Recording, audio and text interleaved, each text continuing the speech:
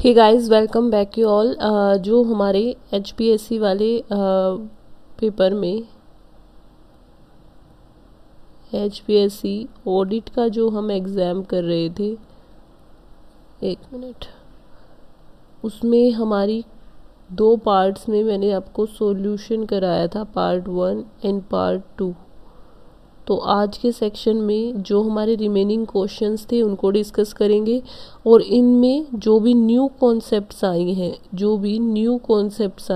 उन सभी new concepts को गो थ्रू करेंगे हम बिल्कुल अच्छे से। ठीक है जी। तो वेरी फर्स्ट है हमारा यंकी बॉन्ड।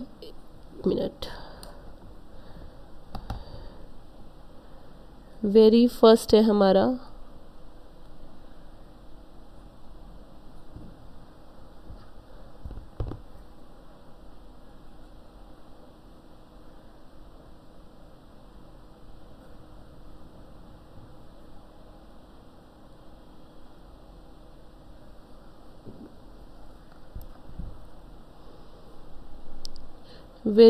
है यंकी बॉन्ड। तो यंकी बॉन्ड में क्या है कि यंकी बॉन्ड जो है आपके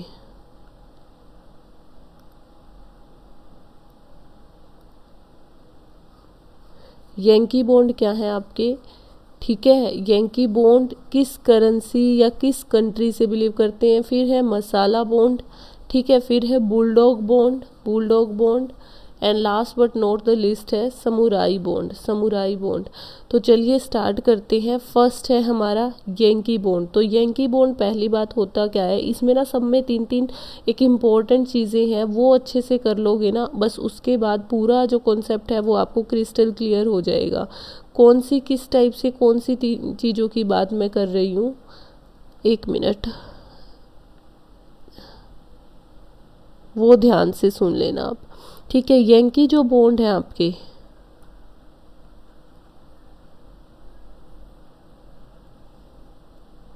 पता नहीं इस कर्सर को क्या हो रखा है, मैं चला पेन किसी और डायरेक्शन में रही हूँ और चल किसी और में रहा है। एक मिनट। जो यंकी बॉन्ड है आपके वो क्या होती है, फॉरेन एंटिटी, कोई भी फॉरेन एंटिटी है जो इनको इशू करेगी, ठीक है। कोई भी फॉरेन एंटिटी है जो इसको इशू करेगी, एनीवन फॉरेन एंटिटी, कोई भी फॉरेन एंटिटी, ठीक है। ट्रेड किए जाएंगे यूएस में, लेकिन जो कंट्री इनको इशू करेगी वो कौन सी होगी, वो नॉन यूएस कंपनी होगी, नॉन यूएस कंट्री होगी, ठीक है। यानी कि वो यूएस कंट्री नहीं होगी और यूएस में इसको इशू करेगी और डिनोमिनेटेड भी डॉलर में होंगे। मींस कोई भी नॉन यूएस कंट्री, ठीक है, इनको यूएस में इशू करेगी और यूएस की ही करेंसी में यानी डॉलर में इशू करेगी। तो ये हमारे क्या होते हैं, यंकी बॉन्ड होते हैं। Issue the bond which dollar में है और जो ट्रेड भी यूएस में किए जाएंगे। तो तीन चीज़ है, नॉन यूएस कंपनी है यूएस करेंसी में, ठीक है, और किस में, यूएस यानी कि यूनाइटेड स्टेट्स में ही इसको डील करेंगी। क्लियर हो गई बात यहाँ पर। फिर इसके बाद यंकी जो बॉन्ड है, जैसे यहाँ पर ये देखो, ये यंकी बॉन्ड का बता रखा है, ठीक है, कि ये स्पेन की कंपनी है और यंकी बॉन्ड इशू किए हैं यूएसए में इन यूएस डॉलर। फिर उसके बाद यंकी बॉन्ड में और यूरो बॉन्ड में क्या डिफरेंस होता है। तो यंकी जो बॉन्ड है, ये क्वेश्चन 2 बार एग्जाम में आ चुका है, यूजीसी नेट में इस दफ़ा भी पूछा गया है, ठीक है। प्लस में ऑडिट में भी ये पूछा गया था और प्रीवियस नेट में भी ये क्वेश्चन आ चुका है। तो ये 3 एग्जाम में आ चुका है। Issue bye foreign institutions traded in the US dollar में जो ट्रेड करते हैं यूनाइटेड स्टेट्स में, ये क्या है, not limited to a market. ये किसी भी एक मार्केट में लिमिटेड नहीं होता, ये पूरे ऑल ओवर जा सकता है, किसी भी एक मार्केट में लिमिटेड नहीं है, but are a global phenomena, पर क्या है, ग्लोबल फिनोमिना पे ये काम करता है। And can be traded in all currencies, और जितनी भी टाइप की करेंसीज होती हैं उन सब में ही ये वो करता है, डील करता है। जबकि ये आपका यूनाइटेड स्टेट्स में, तो यूरो जो बॉन्ड है, यूरो बॉन्ड का जो एरिया है वो क्या है, वाइड है in comparison to Yankee bond. Yankee bond के कंपैरिजन में यूरो का जो एरिया है वो क्या है, ब्रॉड है। फिर उसके बाद है अ येन डिनोमिनेटेड बॉन्ड, अ येन डिनोमिनेटेड बॉन्ड, समुराई बॉन्ड। ये क्या है, येन डिनोमिनेटेड क्यों बोला जाता है, क्योंकि ये सेम जैसे यूएस की जगह पर यांकी में यहाँ पर जापानीज आ जाएगी, नॉन जापानीज कंपनी इशूड करेगी जापान में इन जापानीज करेंसी यानी कि येन में। जैसे समुराई जो बॉन्ड है वो आपका क्या था, समुराई जो यांकी जो बॉन्ड था वो आपका नॉन यूएस कंपनी यूएस में करती थी और यूएस की ही करेंसी में। सेम ऐसे ही ये नॉन जापानीज कंपनी जापान में करेगी और जापानीज करेंसी में यानी कि येन में ही करेगी, इसीलिए इसे हम येन डिनोमिनेटेड बॉन्ड भी बोलते हैं। और इसको हम यूरो येन बॉन्ड भी बोलते हैं। ये कब बोलते हैं इसको यूरो येन बॉन्ड, जब issued in the country other than the Japan, जब ये इशू किया जाता है किसी अदर कंट्री में, लाइक जो जापान नहीं है, लाइक लंदन वगैरह में, और जो आपकी करेंसी है उस वो किस में किया जाता है, येन में किया जाता है, तो ये यूरो येन बन जाता है। क्योंकि ये देखो यूरो जो थी उसकी क्या थी कि हम इसको किसी भी अदर कंट्री में कर सकते हैं, किसी भी करेंसी में कर सकते हैं। तो यहाँ पर इसने जो फीचर है, ये जो है यूरो येन जो बॉन्ड है, इसमें किस किस के फीचर हो गए हैं, इसमें समुराई बॉन्ड के भी हो गए हैं और यूरो बॉन्ड के भी हो गए हैं, इसीलिए इसको यूरो येन बोल दिया गया है। ठीक है, फिर है बुलडॉग बॉन्ड। बुलडॉग बॉन्ड क्या है, बुलडॉग बॉन्ड जो है वो आपका नॉन ब्रिटिश जो है, नॉन ब्रिटिश कंट्रीज इशू करेंगी। इन्वेस्टर इशू किन को किया जाएगा, जो इन्वेस्टर्स होंगे वो होंगे ब्रिटिश के ही, और पौंड स्टर्लिंग में जो करेंसी होगी वो क्या होगी, पौंड स्टर्लिंग। क्लियर हो गई बात यहाँ पर, ठीक है जी। तो ये पूरा यहाँ पर चलेगा आपका। फिर है masala bond. Masala bond is very typical name, ये हमारी जो इंडिया मसाले है उनके बेस पे रखा गया है। मसाला बॉन्ड जो नाम है, इंडियाज़ मसाले करके, स्पाइसेस करके, तो masala bond that bonds issued outside the India, जो कि आउटसाइड इंडिया इशू किया गया है, but denominated in Indian rupees. और ये किस में डिनोमिनेटेड है भाई, ये इंडियन रुपीज़ में डिनोमिनेटेड है आउटसाइड इंडिया। आप अपनी करेंसी में जब किसी भी लोकल कंट्री में इशू करते हो बिल बॉन्ड्स, तो वो आपके मसाला बॉन्ड होते हैं।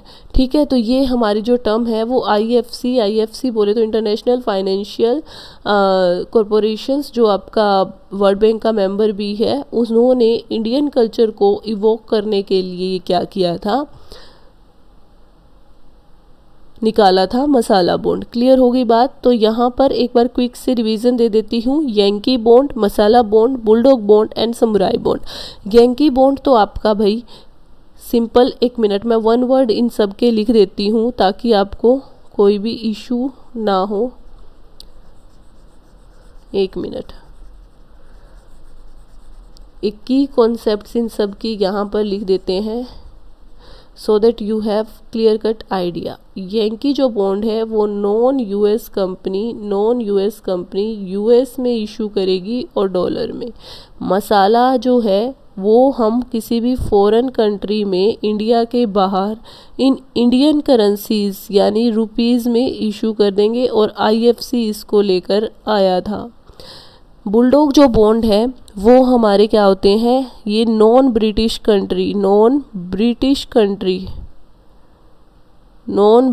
कंट्री इसको क्या करेगी भाई, इशू करेगी, ब्रिटिश में करेगी। इसके जो इन्वेस्टर्स होंगे वो ब्रिटिशर्स होंगे, और किस में होगा ये होगा भाई पौंड में, पौंड स्टर्लिंग इसकी जो करेंसी होगी। समुराई जो है वो नॉन जापानीज फॉर्म है, नॉन जापानीज फॉर्म्स इशू करेंगी। कहाँ करेंगी, जापान में करेंगी। किस में करेंगी, येन में। अगर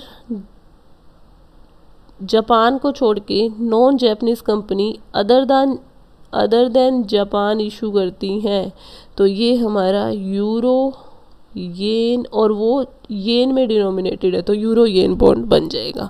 क्लियर हो गई बात? ठीक है, I hope you get the idea. फिर इसके बाद हमारा जो HPSC का ये जो फर्स्ट पार्ट का कुछ सॉल्यूशन का पोर्शन बच गया था, इसको हम फटाक से कर लेते हैं। फर्स्ट है, एक मिनट,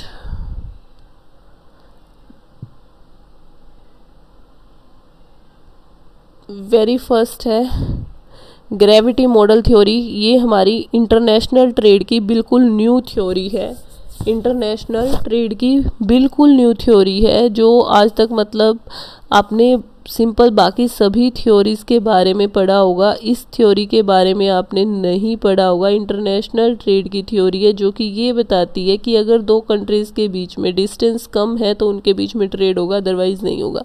टाइप्स ऑफ डैमेजेस में इंसिडेंटल है, प्यूनिटिव है, नॉमिनल है एंड कॉन्सिक्वेंशियल है।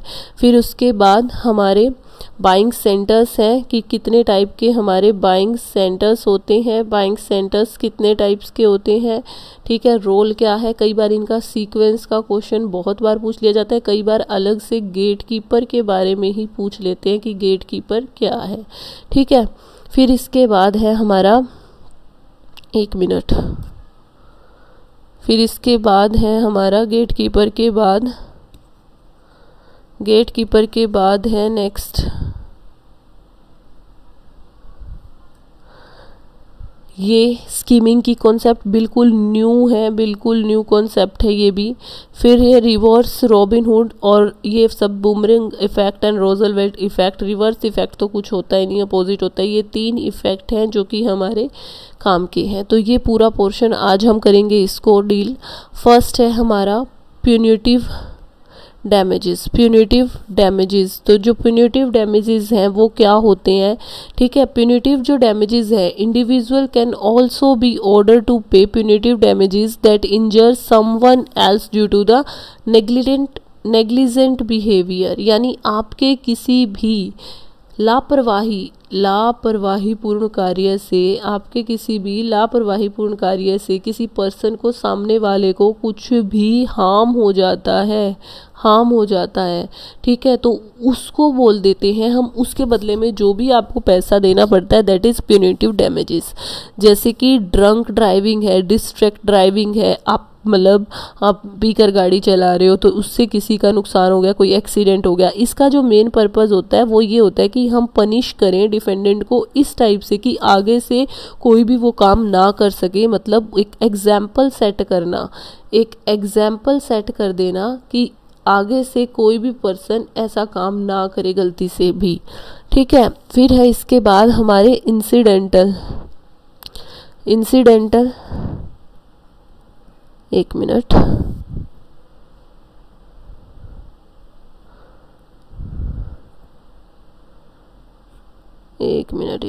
Incidental damages. Incidental damages refers to the type of legal damages.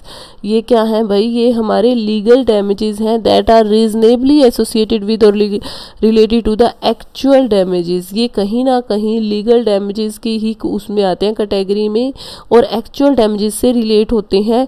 किस टाइप से होते हैं ये however have the distinct legal meanings that uniform commercial code, एक UCC कोड के तहत, ठीक है, कुछ जो लीगल चीज़ें आपको कंप्लीट करनी चाहिए थी और आपने वो नहीं की, बदले में आपको जो डैमेजेस लगेंगे दैट इज़ इंसिडेंटल डैमेजेस। ठीक है, एक्सपेंसेस रीजनेबली, जैसे कि इंस्पेक्शन के एक्सपेंसेस हो गए, ठीक है, ट्रांसपोर्टेशन के हो गए, care and custody of goods के हो गए। तो इस टाइप के जो एक्चुअल से कहीं ना कहीं रिलेट करते हैं एक्चुअल डैमेजेस से, ठीक है, और लीगली होते हैं। फिर उसके बाद है हमारा कि कॉन्सिक्वेंशियल। अब देखो कॉन्सिक्वेंशियल भी हमारा वन ऑफ द लीगल का ही टाइप है, ये भी हमारा लीगल का ही दूसरा टाइप है। एक मिनट, ये भी लीगल जो डैमेजेस हैं, लीगल डैमेजेस का ही हमारा दूसरा टाइप है ये भी। बट इसमें और उसमें डिफरेंस क्या है कि ये जो डैमेजेस हैं ये resulting from the sellers breach, ये सेलर्स की कोई भी कॉन्ट्रैक्ट वगैरह ब्रीच करने के थ्रू जो अराइज होते हैं, कॉन्सिक्वेंशियल परिणाम पूर्वक, यानी जो किसी चीज़ के परिणाम से आते हैं। Needs of the buyer for of the which the seller had reason to know at the time of contracting and which could not reasonably be prevented by cover. जो मतलब इस टाइप से इंजरी हो गई है किसी पर्सन को या किसी प्रोडक्ट के थ्रू, जो चीज़ें पहले कॉन्ट्रैक्ट के वक्त डिसाइड की गई थी लेकिन वो ब्रीच हो गया, जैसे ब्रीच ऑफ वारंटी वगैरह हो गया है, ठीक है, तो पर्सनल इंजरी हो गई है या फिर कुछ भी प्रॉपर्टी डैमेज हो गया है, ठीक है, उस जो प्रोडक्ट्स की वजह से जो आपने दिए थे, गुडविल का जो लॉस हो गया है, तो ये होते हैं कॉन्सिक्वेंशियल। ठीक है, जो अब देखो इसके एग्जाम्पल तुम्हें सारे इस टाइप से लगेंगे जो कि पर्सनल या किसी को भी हानि पहुंची है बट वो किसी कॉन्ट्रैक्ट के टूटने की वजह से पहुंची है, जबकि इंसिडेंटल में तुमको सभी क्या लगेंगे, लीगल लगेंगे। देखो कोई भी कस्टडी के डैमेजेस हैं, इंस्पेक्शन के हैं, रिसिप्ट के हैं, ट्रांसपोर्टेशन के हैं, ठीक है, क्लियर हो गई बात इस टाइप से। तो यहाँ पर जब मैं डैमेजेस की बात करती हूँ तो इसको मैं दो हिस्सों में बांट सकती हूँ, जैसा कि आपने देखा कॉन्सिक्वेंशियल और इंसिडेंटल दोनों लीगल है। ये किसी ब्रीच होने की वजह से कॉन्ट्रैक्ट की, और ये एक्चुअल डैमेजेस से रिलेट करता हुआ लीगल है। फिर नॉमिनल और प्यूनिटिव, ये दोनों ही आपके क्या हैं, बाय दी कॉन्ट्रेक्चुअल आते हैं। प्यूनिटिव यानी कि जो किसी को हम सबक देने के लिए, एग्जाम्पल सेट करने के लिए करते हैं वो वाले, ठीक है, जहाँ पर हम किसी को एग्जाम्पल, वेरी फर्स्ट हमने प्यूनिटिव डैमेजेस किया था कि जहाँ पर हम क्या कर रहे हैं, एग्जाम्पल सेट कर रहे हैं और किसी की नेग्लिजेंट बिहेवियर की वजह से क्या हो गया है, नुकसान पहुँच गया है। ठीक है, तो यहाँ पर नॉमिनल है a situation where defendant breach a contract and fail to fulfil the terms of agreement. वहाँ पर तो ब्रीच किया लेकिन कुछ मेन जो हल्की फुल्की ब्रीचमेंट्स हुई जिसके कारण डैमेजेस हो गया, लेकिन यहाँ पर जो मेन इसेंशियल जो टर्म्स ऑफ कॉन्ट्रैक्ट थी जिसके बेस पे हमने कॉन्ट्रैक्ट किया था, एग्रीमेंट किया था, वही ब्रेक हो गई है। तो यहाँ पर वॉज नॉट हार्म, लेकिन इतना हार्म नहीं पूछा है, ठीक है, इतना हार्म नहीं पहुँचा है प्लेंटिफ को, ठीक है, ये फेलियर होने की वजह से सिर्फ नॉमिनल से डैमेजेस इस वजह से लिए जाते हैं। Nominal damages refer to the small sum of money, बहुत ही कम डैमेजेस के उसमें चार्ज किए जाते हैं, ठीक है, और सिविल केस होता है इसका कोर्ट में। तो यहाँ पर सिर्फ और सिर्फ ये होता है कि आपको टर्म्स जो है एग्रीमेंट की वो फॉलो करनी चाहिए थी, बस ये किसी को सबक या ज़्यादा हार्म नहीं होता, जबकि प्लेंटिफ जो हमारा प्यूनिटिव डैमेजेस थे उसमें ज़्यादा हार्म होता है, यहाँ पर ज़्यादा हार्म नहीं होता है। Actually entitle to receive monetary compensation, simply put it the trivial sum of money awarded to the plaintiff. दोबारा से सारे करवा देती हूँ। अब देखो यहाँ पर प्यूनिटिव में आपकी वजह से, आपके नेग्लिजेंट बिहेवियर की वजह से किसी को ज़्यादा नुकसान भी हो सकता है और ये बहुत बड़ी मात्रा में होते हैं ये डैमेजेस, जबकि इसका जो अपोजिट नॉमिनल है, ये आपने कुछ एग्रीमेंट या टर्म्स है वो भूल गए हो आप, तो किसी को हल्का फुल्का जो है वो नुकसान हुआ, ज़्यादा हार्म नहीं हुआ है, तो इसीलिए एक रिक्वायर्ड नाम मात्र का एक डैमेजेस है वो आपसे लिया जाता है। ठीक है, और फिर उसके बाद है आपका इंसिडेंटल। ये क्या है, ये रीजनेबली लीगल डैमेजेस का ही एक टाइप है, कहीं ना कहीं एक्चुअल डैमेजेस से रिलेट करता है। कोई कागजी कार्रवाई आपने करनी थी वो नहीं की जिसकी वजह से आप पे डैमेजेस लगे। ये क्या है, ये आपने कुछ ब्रीच किया है कॉन्ट्रैक्ट से रिलेटेड, वारंटी से रिलेटेड, और पर्सनल या प्रॉपर्टी को नुकसान पहुंचा है, तो कॉन्सिक्वेंशियल। ठीक है, तो ये हो गए हमारे डैमेजेस। अब इसके बाद आता है नेक्स्ट चीज, हमारे बाइंग रोल्स। अच्छा, इसमें ना कई बार कंफ्यूज हो जाते हैं और इन स्टेजेस को मिक्स कर देते हैं, जबकि ये दोनों ही स्टेजेस अलग हैं। ये है बाइंग रोल्स, ये है हमारे बाइंग रोल्स, ठीक है, बाइंग रोल्स 5 होते हैं, और ये है बाइंग सेंटर के मेंबर्स। तो बाइंग रोल में इनिशिएटर जो इनिशिएट करेगा, ठीक है, इन्फ्लुएंसर जो इन्फ्लुएंस करेगा, आप कुछ भी प्रोडक्ट ले रहे हो उसमें आपके फैमिली मेम्बर, आपके फ्रेंड्स, कोई भी हो सकता है जो कि आपको क्या करते हैं, इन्फ्लुएंस करते हैं आपके डिसीजन को कि ये चीज़ ले लो, ये ले लो। ठीक है, डिसाइडर जिसको डिसाइड करना है परचेज करते हुए कि हम ये चीज़ लेंगे, बायर जो फाइनली उससे परचेज करेगा, यूज़र। अब यूज़र कैन बी बायर और other person, can be buyer, buyer भी हो सकता है और अदर पर्सन भी हो सकता है कि आप बायर हो लेकिन आप वो सामान अपनी फैमिली मेम्बर्स के लिए ले रहे हो, ठीक है। तो ये इस टाइप से चलेगा। फिर इसके बाद है हमारा इसमें जो है हमारे वो कितने हैं भाई, 2 2 4 5। तो इसकी एक ट्रिक हम बना लेते हैं यहाँ पर ताकि आप कंफ्यूज ना रहो बाइंग रोल की।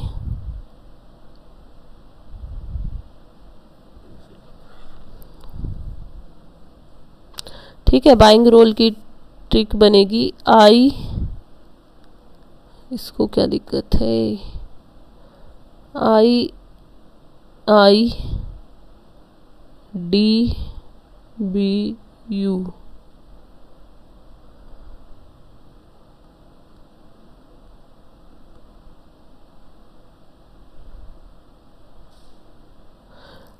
आई यहाँ पर इससे 1 करोगे, आई डी बी यू में एक दब्बू, बाइंग रोल्स, यानी कि जब मैं बाइंग करता हूँ तो एक दब्बू की तरह बिहेव नहीं करता हूँ, तो मैं एक दब्बू ऐसा करके कर सकते हो।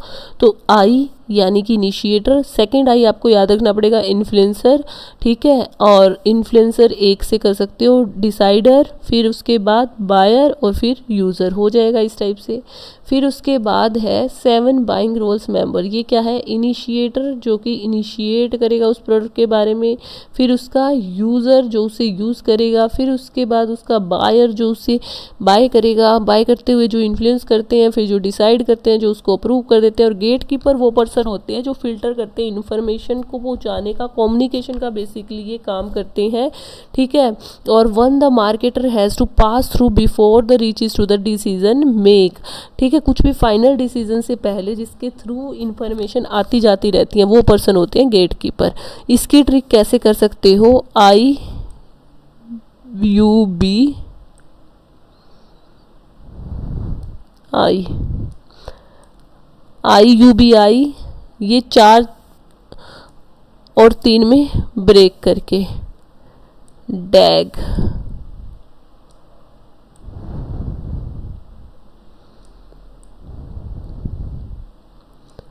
आई यू बी आई डैग, आई यू बी आई डैग, या फिर उबी डैग, उबी डैग करके कर सकते हो इसको, उबी डैग, उबी डैग,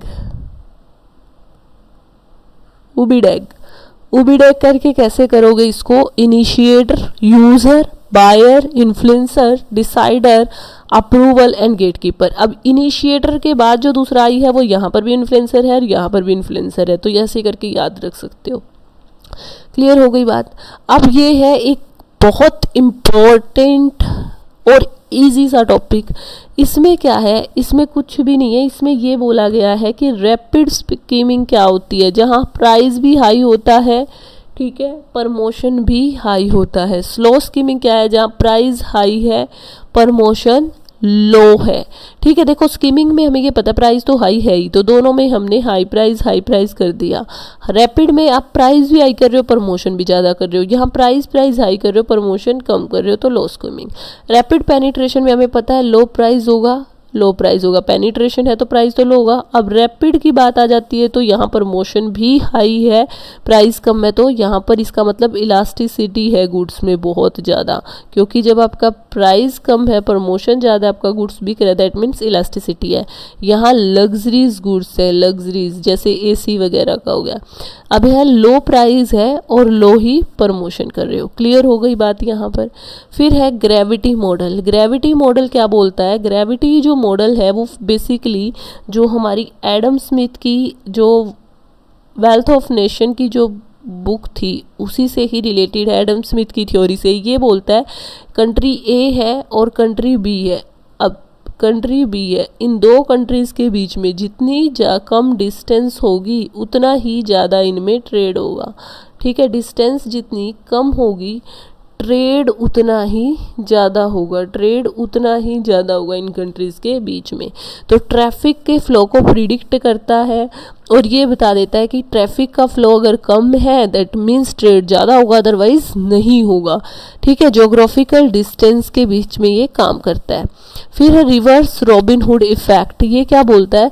the Robin Hood effect gets its name from the English folkloric outlaw Robin Hood. इसका जो नाम है वो हमें दिख ही रहा है कि रॉबिन हुड के उससे पड़ा है इसका नाम, कि रिवर्स रॉबिन हुड बोले तो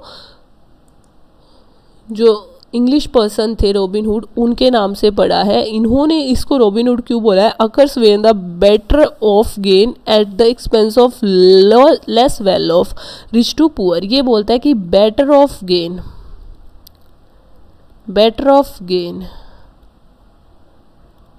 occurs when the better of gain at the expense of the less well off, कि अगर आपके कम खर्चे में किसी का ज़्यादा हो सकता है, रिच टू पुअर की ओर ये जाता है। इनकम डिस्ट्रीब्यूशन से ये रिलेट करता है। वेरी इंपॉर्टेंट, ये क्वेश्चन पहले एग्जाम में आ चुका है कि ये किससे रिलेटेड है। ये इनकम डिस्ट्रीब्यूशन से है कि बेटर ऑफ गेन की तरफ से हमें लेस वेल ऑफ की तरफ जाना है। इसका मतलब क्या है कि लेस वेल ऑफ की यानी कम एक्सपेंसेस की उससे अगर हम कुछ अच्छा ज़्यादा कर सकते हैं तो हमें करना चाहिए। जैसे कि इसमें बोला था CSR का जो एक्सपेंसेस है, हमारे जो CSR के एक्सपेंसेस हैं उसको फुल ऑफ करने के लिए हम प्राइस को ही हाइप कर देते हैं, प्राइस ही हमारा इंक्रीज़ कर देते हैं। अब पहले जो चीज़ हम 10 की बेचते थे उसको हम 15 की देने लग जाएं तो जो 5 रुपये एक्स्ट्रा है यहीं से हमारे CSR के एक्सपेंसेस निकल जाएंगे। तो ये क्या है? ये हमारा रिवर्स रॉबिन हुड इफ़ेक्ट है। फिर इसके बाद है हमारा बूमरंग इफेक्ट। बूमरंग इफेक्ट बोलता है people tend to pick the opposite what something then. जो भी उनको बोला जाए, जैसे ये चीज़ लड़कियों के केस में नहीं बोलते कि जो भी चीज़ बोली जाए उससे जस्ट अपोजिट करना है। ठीक है, जो भी चीज़ बोली जाती है या उससे जस्ट अपोजिट पिकअप करना है, उससे जस्ट अपोजिट पिकअप करना है। ठीक है, तो ये हमारा क्या होता है? बूमरंग, की जो चीज़ बोला जाए। ये वैसे साइकोलॉजिकल इफेक्ट है ये, कि जो चीज़ हमें कहा जाए हम उससे जस्ट अपोजिट करते हैं। More aggressive, typically more aggressive something is the person, people would more than likely want to do the opposite। जो ज़्यादा एग्रेसिव होते हैं ना वो ऐसा काम करते हैं कि जो ज़्यादा एग्रेसिव है कि जो उन्हें कहा जाए उससे जस्ट अपोजिट वो काम करेंगे। ठीक है, तो ये हो गया सॉल्यूशन पार्ट फर्स्ट का भी। सब चीज़ें आई होप क्लियर समझ में आई होंगी। अब हम कर लेते हैं पार्ट 2। पार्ट 2 हमने कहाँ छोड़ा था?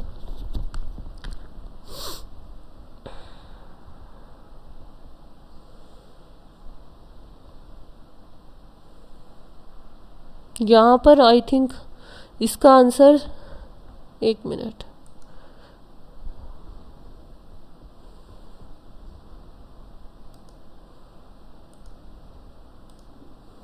यहाँ हमने छोड़ा था और ये मैंने तुमको बताया था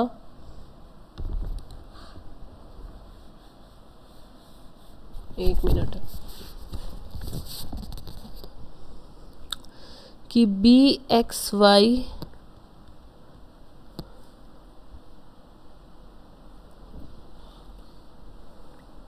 और BYX इन दोनों का ज्योमेट्रिक मीन हमारा कोरिलेशन कोफिशिएंट होता है। इसका आंसर आई थिंक ये था। फिर उसके बाद नेक्स्ट है the number of subordinate which an execute can supervise effectively is known as. तो ये हमारा क्या है? स्पैन ऑफ मैनेजमेंट, जो इफेक्टिवली जिसको आप सुपरवाइज कर सकते हो उतने नंबर ऑफ पर्सन। देन इसके बाद है हमारा एक्सपेक्टेंसी थ्योरी, विक्टर व्रूम की थ्योरी है। पाथ गोल थ्योरी रॉबर्ट हाउस की कैसे किया था कि जो घर का रास्ता है पाथ गोल। ठीक है, तो डिफरेंशियल पीस रेट सिस्टम जो है, differential piece rate system Taylor ने दिया था, सबको पता है। मायो ह्यूमन रिलेशन हाउथॉर्न जो एक्सपेरिमेंट किया था। फिर इसके बाद है syndicate bank, United bank, Andhra bank and Allahabad bank. तो ये हमारा मर्ज हो गया था फोर्थ का 2। अभी हम इसमें भी जाएंगे तो हमारा ये सीधा सीधा आंसर हमारा बन जाता है। बाकी के भी देख लेते हैं हम कि हमारा सिंडिकेट जो बैंक है वो केनरा बैंक में मर्ज हुआ था। Syndicate bank, United bank of India Punjab national में, और आंध्रा जो बैंक है वो हमारा हुआ था यूनियन बैंक ऑफ इंडिया में। क्लियर हो जाएगी बात। फिर इसके बाद है money market does not deal with which of the following instrument, कि मनी मार्केट किस में नहीं करता, तो ट्रेजरी बिल में तो करता है, पता है, कमर्शियल पेपर में करता है, सर्टिफिकेट ऑफ इसमें भी करता है, तो शेयर्स में नहीं करता है। देन इसके बाद which one of the following is not the operative function of human resource management, human resource management के ऑपरेटिव फंक्शन में से। अच्छा ये क्वेश्चन ना डाउटफुल है, पहला तो डायरेक्टिंग भी नहीं होगा क्योंकि ये मैनेजमेंट का फंक्शन है उसका, ठीक है। ऑपरेटिव में हमारा प्रोक्योरमेंट, ऑपरेशंस, रिक्रूटमेंट, सिलेक्शन, ये सब आ जाता है, डेवलपमेंट भी आ जाएगा। लेकिन इंडस्ट्रियल रिलेशन जो है ना, इंडस्ट्रियल रिलेशन, इसको भी हम बोल सकते हैं। पर इन दोनों के पर्सपेक्टिव में अगर मैं डीप में जाऊं तो इंडस्ट्रियल रिलेशन कुछ हद तक फिर भी एक ऑपरेटिंग है, क्योंकि जब नेक्स्ट स्टेज आती है हमारी सबसे लास्ट में, रिक्रूट करके, सिलेक्ट करके, ट्रेनिंग डेवलप करके, परफॉर्मेंस अप्रेजल करके, इंडस्ट्रियल रिलेशन आती है। लेकिन डायरेक्टिंग तो सीधा सीधा हमारा मैनेजरियल फंक्शन है। तो इस तरीके से एग्जाम में अगर कंफ्यूजन है तो इस तरीके से आपको रिमूव करनी है। ये आंसर हो जाएगा इसका डी। फिर है a dash market is a cluster, ये मैंने मार्केटिंग के कम से कम 30 एक टाइप तुमको करवाए होंगे कि एक मार्केटिंग का ऐसा क्लस्टर जहाँ पर आपको मल्टीपल प्रोडक्ट्स हैं, वो एक ही जगह जितने भी आपको रिलेवेंट प्रोडक्ट चाहिए वो मिल रहे हैं, क्लोजली रिलेटेड है, तो वो मेटा मार्केटिंग होती है। Introduction of different combination of products at different prices, different combination product का डिफरेंट प्राइजेस पर, तो ये क्या है भाई, ये हमारा प्रोडक्ट डिफरेंशिएशन है। फिर हाँ a process establish to improve the industrial relation, एक इंडस्ट्रियल रिलेशन को इम्प्रूव करने की प्रोसेस है नेगोशिएशन या बातचीत के थ्रू, तो ये हमारी कलेक्टिव बार्गेनिंग है, कलेक्टिव बार्गेनिंग है। बहुत इंपॉर्टेंट है, इसके क्वेश्चन 2 से 3 बार एग्जाम्स में आ चुके हैं। A person by giving a threat to commit suicide and induce his wife, अब ये देखो एक पर्सन है, ठीक है, एंडी इन्फ्लुएंस में हम खाली इन्फ्लुएंस करते हैं, लेकिन जहाँ डराना धमकाना होता है तो वो क्या होती है, कोर्शन, एक अपनी वाइफ को डराता धमकाता है कि एक स्पेसिफिक टाइप का वो कार्य करे, तो ये क्या है, कोर्शन। फिर है A says to B, A B को कहता है in the presence of and within the hearing of C, C खड़ा सुन रहा है। अब यहाँ पर देखो सिचुएशन क्या है, ये बोल रहा है कि A B से कोई बात कर रहा है, ठीक है, C सिर्फ यहाँ पर एक इनकी दोनों की बातें सुन रहा है। तो B supplied goods 1 lakh to A taking him as a C's agent, ठीक है, और इसको क्या समझता है वो C का agent, see that he sees agent, ये सब बातें हो रही है और वो सुन रहा है, इसको एजेंट बोला जा रहा है और वो सुन रहा है, कुछ ना तो हाँ बोल रहा है ना बोल रहा है, तो वो उसको सी का एजेंट समझ के वो चीज़ बोल देगा। इसने चुप्पी साधी हुई है, चुप्पी साधी हुई है, तो जब चुप्पी साधी हुई है, साइलेंस में इसके ये सब काम हो रहा है, तो ये एजेंसी बाय इस्टॉपल, भले ही ये एक्टिवली पार्टिसिपेट नहीं था बट फिर भी ये क्या होगा, रिस्पॉन्सिबल होगा, because he's maintain her his और हर साइलेंस, तो इसने अपनी जो साइलेंस है उसको मेंटेन किया हुआ है, इस वजह से ये एजेंसी बाय इस्टॉपल होगा। देन इसके बाद है डॉक्ट्रिन ऑफ केविएट एम्प्टर, तो डॉक्ट्राइन होते थे, एक हमारा vendor let the seller be aware, एक emptor let the buyer be aware. फिर इसके बाद है गिवन बिलो आर दी, अच्छा ये साइड वाले भी करते चलते हैं। Information technology extend to whole of India, which of the following is not true to the competition, तो competition act at replace MRTP बिल्कुल सही है। Establishment of commission to be called as competition commission of India, CCI जिसे हम बोलते हैं, ये भी ठीक है, ये भी ठीक है। फिर इसके बाद है the commission to consist of a chairman and minimum 2 and maximum 10 members, ठीक है, ये भी बिल्कुल ठीक है। फिर है the chairman and other member shall not be full time member, chairman और जो दूसरे पर्सन है वो दोनों ही क्या है, फुल टाइम जो है मेंबर्स नहीं होते हैं, ये गलत है, ठीक है, क्योंकि वो फुल टाइम होते हैं। तो राइट जो आंसर है वो हमारा हो जाएगा ऑप्शन नंबर डी। देन इसके बाद है हमारा given below are two statement, one is A and second is B, minor borrowed. अच्छा, माइनर का ना कल परसों जब हम कोई क्वेश्चन या करवा रही थी मैं तुमको इनिशियली, तभी डिस्कस किया था कि माइनर के केस में इस टाइप का क्वेश्चन भी आता है कि माइनर था तो उतने रुपए लिए, मेजर बनने के बाद क्या वो रिस्पॉन्सिबल होगा? तो नहीं होगा भाई, ठीक है। माइनर हमेशा प्रॉफिट्स में ही रिस्पॉन्सिबल होगा, ना ही उसकी प्रॉपर्टी लायबल होगी। हाँ, अगर उसने मेजर बनने के बाद कोई अलग से एग्रीमेंट किया है तो वो उस चीज़ के लिए रिस्पॉन्सिबल होगा। तो minor borrowed ₹10,000 on a fraudulent representation that he was major, ठीक है। तो यहाँ पर जो माइनर है उसने क्या कर दिया, 10,000 रुपीज़ है। एक केस था शायद मोहरी बीबी और धर्मदास घोष का केस था। तो इसमें क्या था कि माइनर बोरो 10,000, माइनर ने 10,000 जो रुपीज़ है वो बोरो किए थे on a fraudulent representation that he was major, और ये बता के कि वो मेजर है। फॉर एग्जांपल, उसने जो अपना आईडी प्रूफ था वो ये दिखा दिया कि वो 18 साल से ऊपर है और 10,000 रुपये ले लिए, ठीक है। An agreement with minor is void एब इनिशियो। तो क्या money and recover the money, तो क्रेडिटर उसको सू कर सकता है और रिकवर कर सकता है क्या? नहीं कर सकता, क्योंकि नहीं कर सकता, तो ये तो गलत है। फिर है an agreement with minor is void एब इनिशियो, कि माइनर के साथ किया हुआ काम शुरू से ही क्या होता है, वॉइड होता है कॉन्ट्रैक्ट, ठीक है। And he might have receive under void contract. तो ये क्या है, ये है कि ए तो गलत है और आर इज राइट, ठीक है।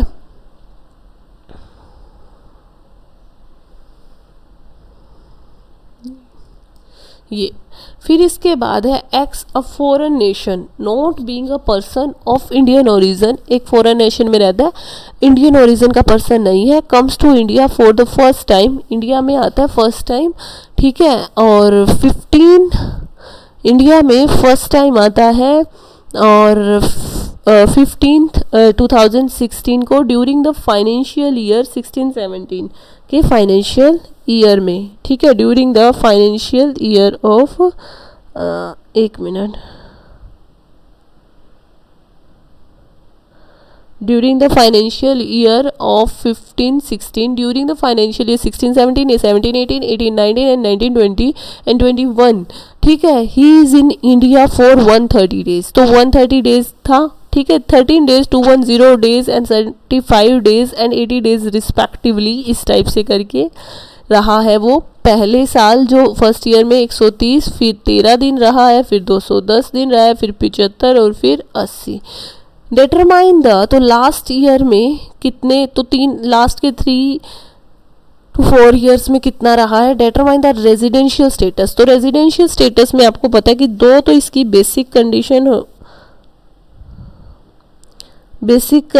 है, ठीक है, और 2 तो बेसिक कंडीशन होती है और उसमें से एक फिल करनी है और फिर 2 एडिशनल, जो 2 एडिशनल को भी कर लेता है वो ऑर्डिनरी, जो सिर्फ एक बेसिक को कर पाता है एडिशनल को नहीं कर पाता है तो वो हमारा नॉट ऑर्डिनरी होता है। अब इसको पूरे को तुम कैलकुलेट करोगे कि कितना 180 डेज या जो भी है 720 और 60 डेज वाली जो कंडीशन है, तो वो फुलफिल करते हुए आप क्लियरली देख सकते हो कि लास्ट के जो 4 ईयर्स में वो इंडिया में रहा है, तो ऑर्डिनरी वाली जो कंडीशंस है एडिशनल और बेसिक, उनको तो ये कर ही नहीं रहा, तो ये हमारा जो है ऑर्डिनरी रेजिडेंट तो होगा नहीं, नॉन रेजिडेंट भी नहीं होगा, क्योंकि ये जो अपनी नॉट ऑर्डिनरी की कंडीशन को फुलफिल कर रहा है, तो इसीलिए ये रेजिडेंट तो है लेकिन किस कैटेगरी का है, नॉट ऑर्डिनरी रेजिडेंट है।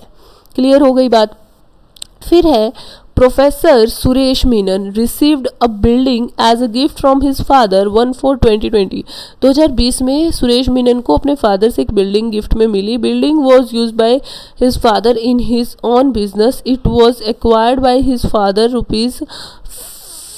₹5 लाख, ठीक है, 5 लाख की उसके फादर ने ली थी। फेयर मार्केट वैल्यू थी जो वॉज 1/4/2020 को 6 लाख थी। His father had claim depreciation, तो उसके फादर ने डेप्रीशिएशन उसके ऊपर क्लेम कर दिया 260 का अप टू 31 मार्च 20 तक। तो determine the cost of building on which the professor Suresh Menon can charge the depreciation. तो कौन सी कॉस्ट पे उसको जो डेप्रिशिएशन है वो चार्ज करना चाहिए था। तो सिंपल है, 5 में से 260 माइनस करोगे तो 240 आ जाएगा, इसके ऊपर करना चाहिए था। देन इसके बाद है हमारा eight the time of independence के टाइम पर the attitude of India towards the foreign capital. तो इंडिया का जो एटीट्यूड है वो फॉरेन कैपिटल के प्रति कैसा था, क्या वो इंकरेजिंग करने वाला था रिसोर्सेज को, ओपन था फॉरेन करेंसी के लिए, रिसोर्सेज के लिए, फियर एंड सस्पिशन वाला था, फियर वाला था। अभी इतना ओपन अप नहीं थे। ये तो ओपन अप कब हुआ है इंडिया, जब 1991 में LPG की जो पॉलिसी आई है तब इंडिया ओपन अप हुआ है।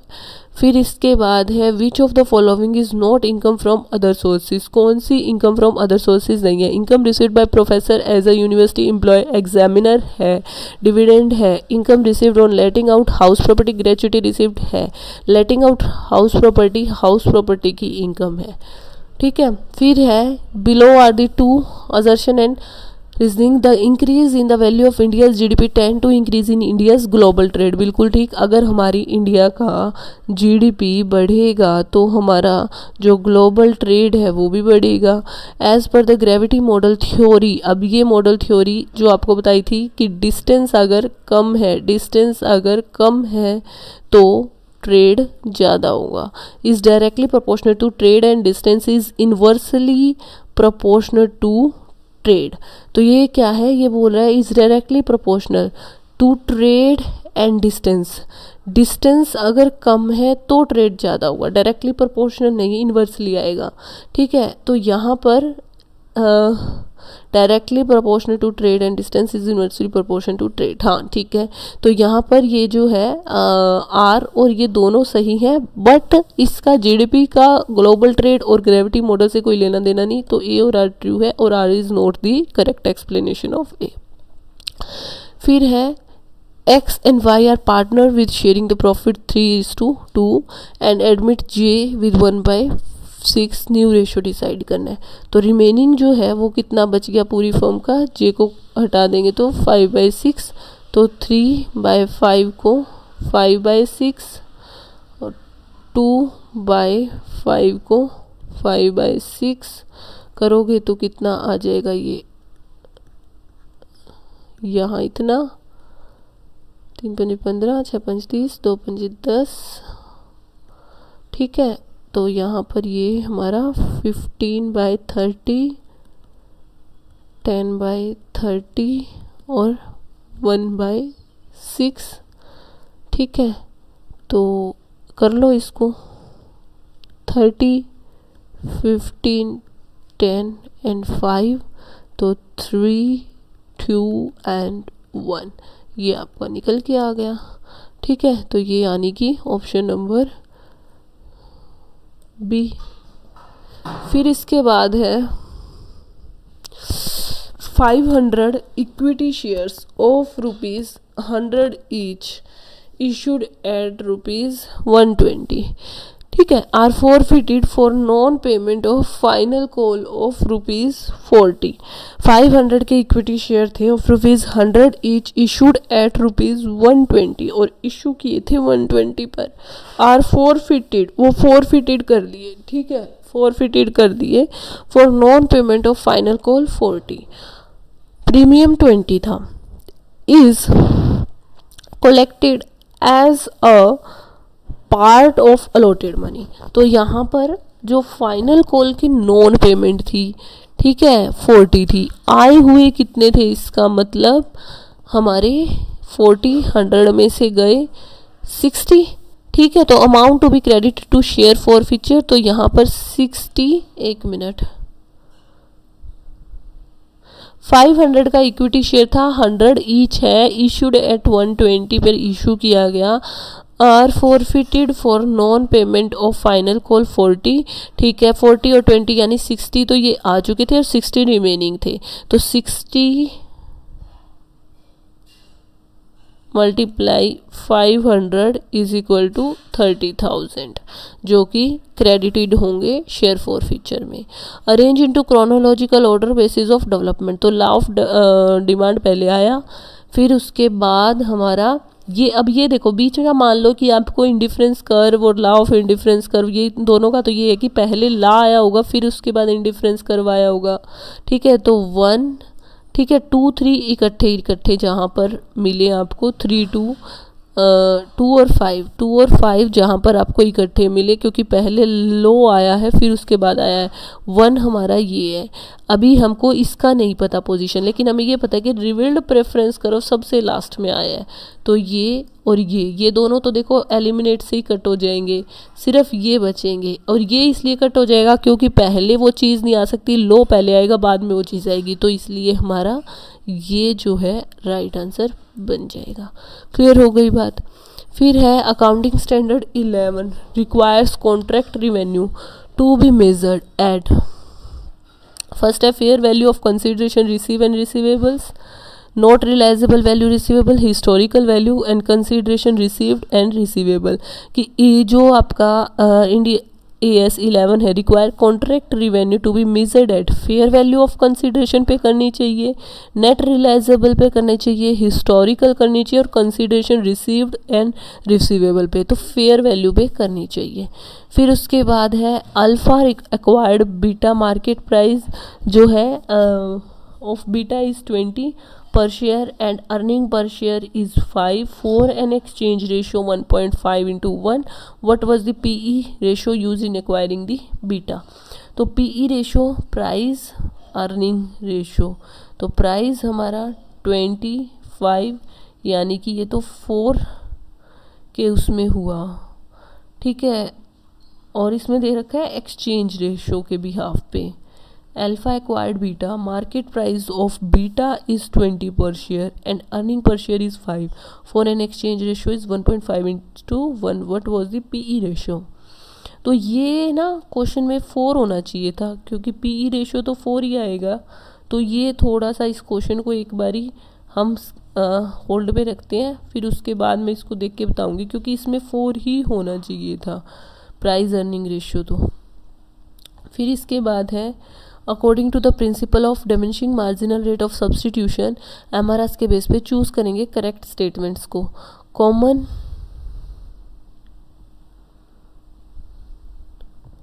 commodity which is increased has higher marginal significance and one commodity must be decreased while other is increased and commodity which is decreased has higher marginal significance। तो commodity जो कि क्या है which is increased, जो increase हुई है has higher marginal significance, उसकी higher marginal significance है, ठीक है। ये मार्जिनल रेट ऑफ सब्सटीट्यूशंस के बेस पे बताना है कौन सी स्टेटमेंट सही है डिमिनिशिंग। तो commodity which is increase as higher marginal significance जो इंक्रीज हुई है, one commodity must be decrease while other is increase. तो ये तो है कि क्योंकि हमारा जो एक्स और वाई का यही बताता है कि एक अगर कम हो रही है तो दूसरी इंक्रीज होनी चाहिए। Commodity which is decrease as higher, जो कम हो रही है उसकी मार्जिनल सिग्निफिकेंस ज़्यादा है, या जो कमोडिटी इंक्रीज हो रही है उसकी मार्जिनल सिग्निफिकेंस ज़्यादा है।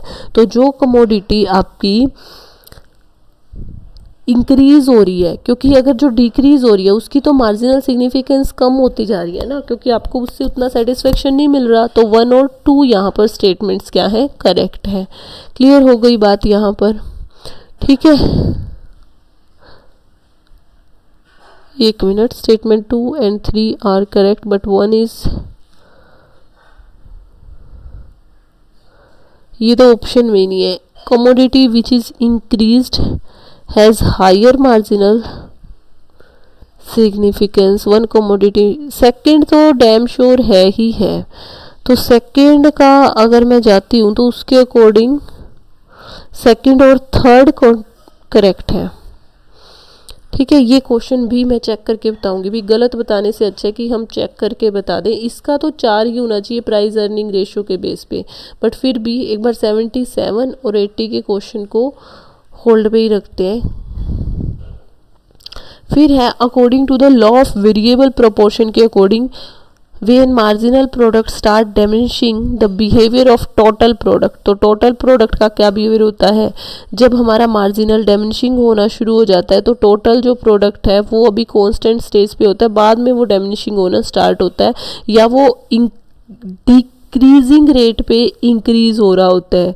इंक्रीजेज एट डिमिनिशिंग रेट, ये वाला होता है इसका, इंक्रीज हो रहा होता है अभी डिमिनिशिंग पे, बाद में वो कम होना स्टार्ट हो जाता है। फिर इसके बाद है the price of pizza increase by 22% and the quantity demanded falls by 25%। ठीक है, तो यहाँ पर जो हम पिज़्ज़ा का जो प्राइस है वो अगर 22% से इंक्रीज़ कर देते हैं तो उसकी जो क्वांटिटी डिमांडेड है वो कम हो जाती है 25% से, यानी कि प्राइस के कंपैरिजन में ज़्यादा से क्वांटिटी गिरी है। तो ये क्या है, ये हमारी इलास्टिक को बताता है, परफेक्टली इलास्टिक को। ठीक है, इलास्टिक को बताता है। यूनिटरी तो 22 की 22 में ही होती, इन इलास्टिक कोई फ़र्क नहीं पड़ता, इलास्टिक इम्पैक्ट हुई है। अब यहाँ पर ज़्यादा हुई है तो यानी ग्रेटर देन 1 है। ठीक है, इसके बाद है according to Gordon model the discount rate used by the investor exhibit the relationship with the retention rate. तो यहाँ पर जो डिस्काउंट रेट है बाय द इन्वेस्टर्स, ये relationship with inversely proportion relationship होती है रिटेंशन रेट के साथ में। सचिन तेंदुलकर जो है is seen using a new BMW car, customer now want the same car, customer को सेम कार चाहिए, which determinant of demand is this most likely to fall under.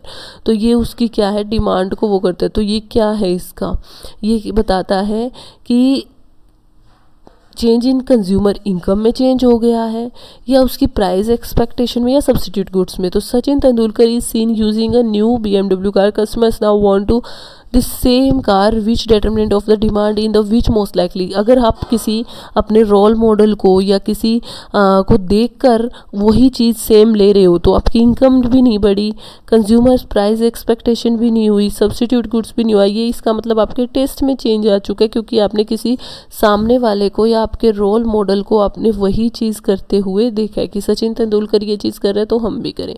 What will be the material cost variance of actual quantity 22,80,000 actual rate है और ये है standard, इसकी जो है वो 3 लाख और 1 के हिसाब से है।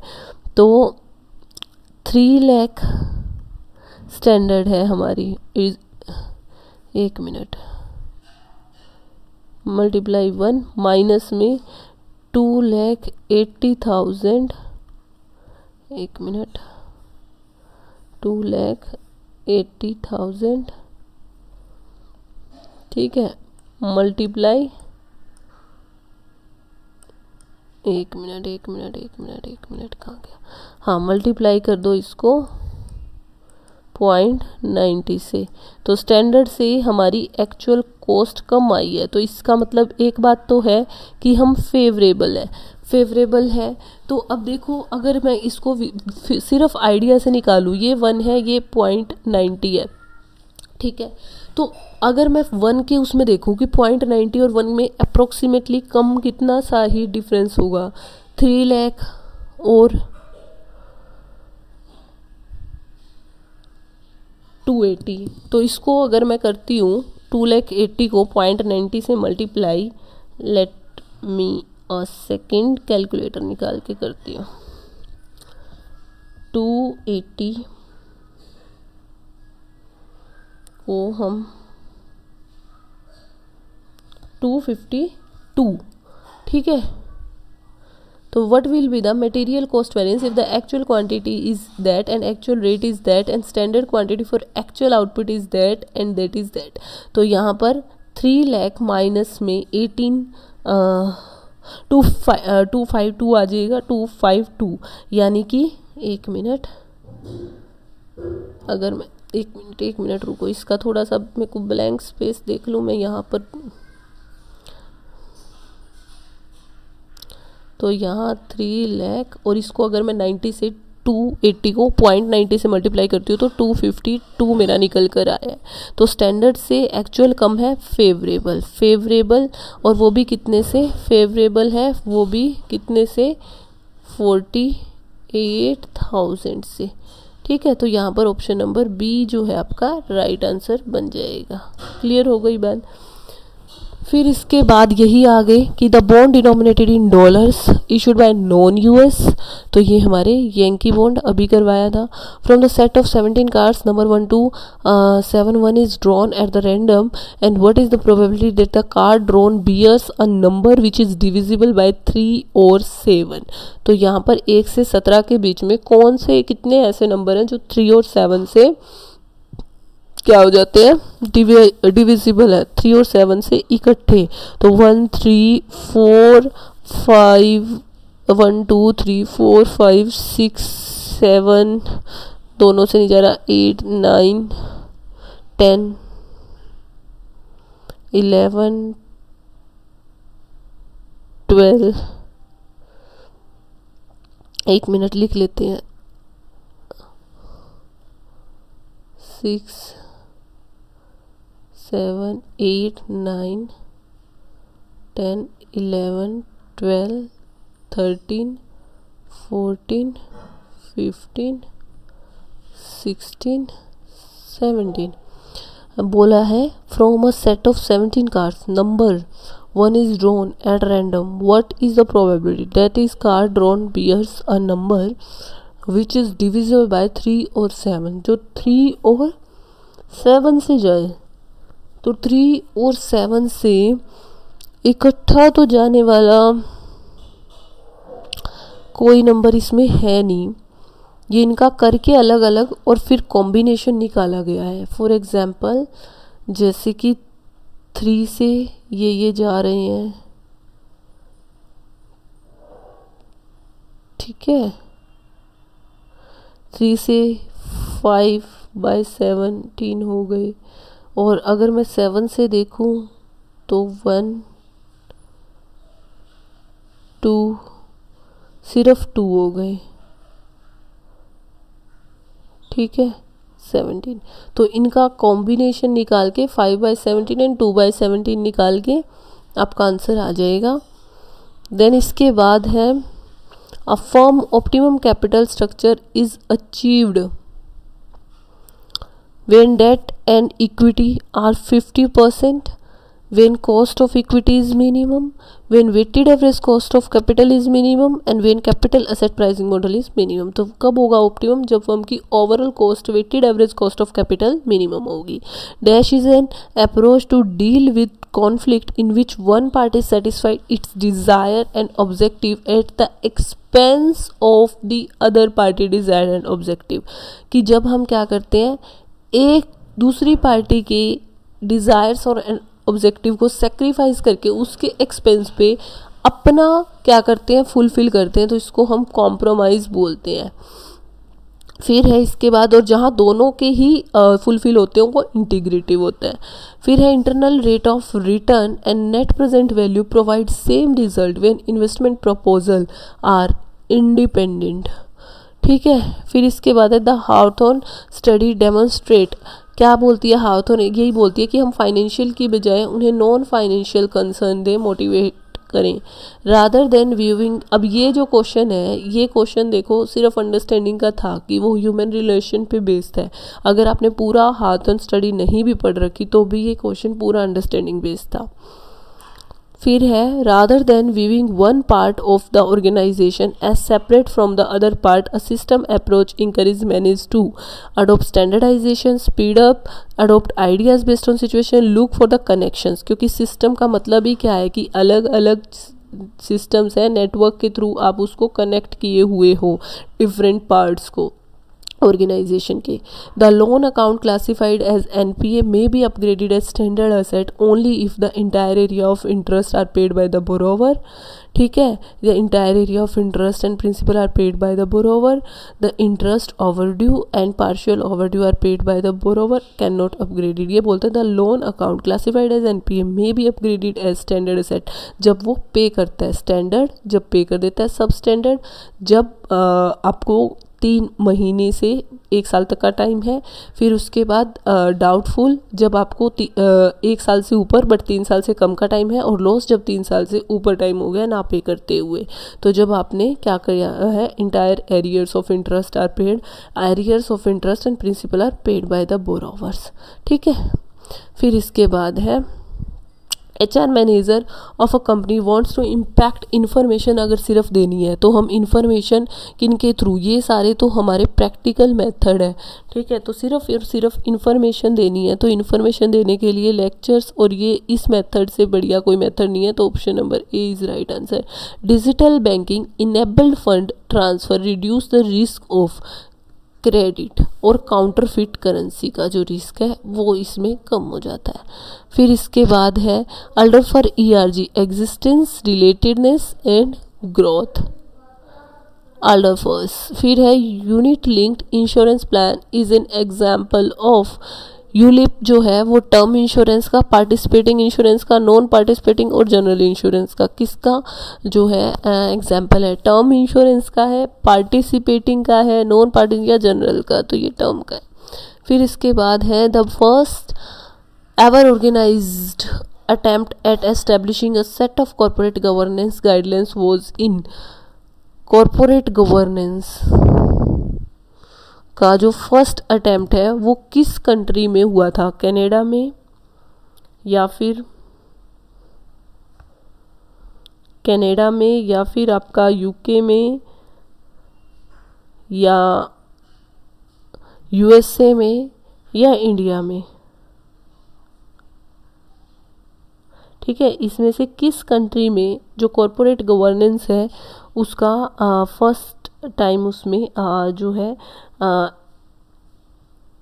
बोला गया था कि यस इस चीज़ को लेकर आना चाहिए, इस इनिशिएटिव को लेकर आना चाहिए। तो ये जो है इसको टुकअप किया गया था फर्स्ट इनिशिएटिव्स, इंडिया में तो फर्स्ट इनिशिएटिव्स इसका टुकअप किया गया था 1996 के अराउंड में, ठीक है। और जो पूरे ऑल ओवर द वर्ल्ड है इसका वो कहाँ किया गया था,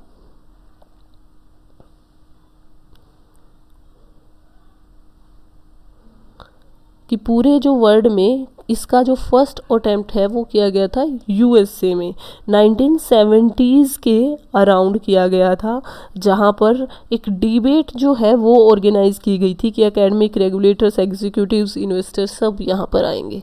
रूम-येटन-जागो model help leaders to decide how much employee participation should be used when making decision, how to improve subordinate satisfaction, procedure, rules and degree to which the requirement of subordinates task। तो यहाँ पर रूम-येटन और जो जागो model है वो क्या बताता है, रूम-येटन और जागो मॉडल आपका how much employ participation should be used when making the decision, improve कैसे करेंगे सेटिस्फेक्शन को, प्रोसीजर्स, रूल्स या पॉलिसीज़ के बारे में या डिग्री के बारे में, to which the requirements of subordinates task, की सबॉर्डिनेट के टास्क के रिगार्डिंग इस इतनी जो है वो डिग्री की इन्वॉल्वमेंट होनी चाहिए। तो इसका आंसर फर्स्ट है। देन इसके बाद है आपका as per SEBI guidelines an organisation as per SEBI guidelines and categorization and nationalization of schemes, ultra short duration fund is debt and money market instrument with Macaulay duration portfolio and debt and money market instrument with Macaulay duration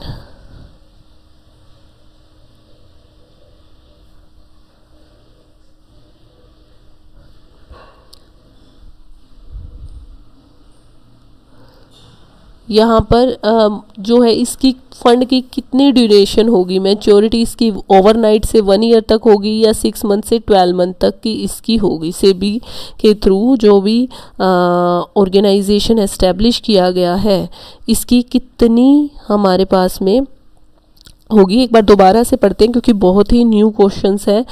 और audit का जो पूरा paper एक analysis आपने किया है, आपने देखा होगा कि पूरा जो है वो कहीं ना कहीं कुछ न्यू कॉन्सेप्ट्स को लेकर आए हुए हैं। उस पेपर में कम से कम आपको ज़्यादा नहीं तो 10 से 15 क्वेश्चन जो है वो आपके न्यू आकर मिले हुए हैं, ठीक ठीक है। तो यहाँ पर ये जो है आपके पूरे के पूरे जो 10 से 15 क्वेश्चन आपके न्यू है, ये क्या बोलता है कि देखो एज पर द सेबी, ये बोल रहा है कि एज पर द सेबी, कि सेबी के गाइडलाइंस के अकॉर्डिंग, ठीक है, सेबी गाइडलाइंस के अकॉर्डिंग क्या होना चाहिए, जो फंड बनाया गया है अल्ट्रा शॉर्ट ड्यूरेशन, उसका टाइम पीरियड कितना है।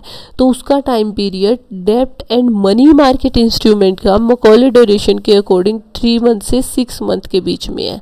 और ये आपका एक चीज़ और मैं क्लियर कर देती हूँ, ये आपके लेवल का पेपर नहीं है, ये आपसे बहुत अप लेवल का पेपर है, जहाँ पर कॉमर्स का कोई पॉइंट ही नहीं बचता। ऑडिट का पेपर था, नेट की पूरी जितना भी सिलेबस था वो उस टाइप से पूछा गया था इसमें। तो ये उस स्टैंडर्ड का पेपर है। कभी आप ये सोचो कि पीजीटी लेवल का क्यों नहीं है, ये इसलिए कराया ताकि आपको एचपीएससी का आइडिया चल जाए कि एचपीएससी इस टाइप से क्वेश्चंस है वो लेता है। Okay, so thank you so much.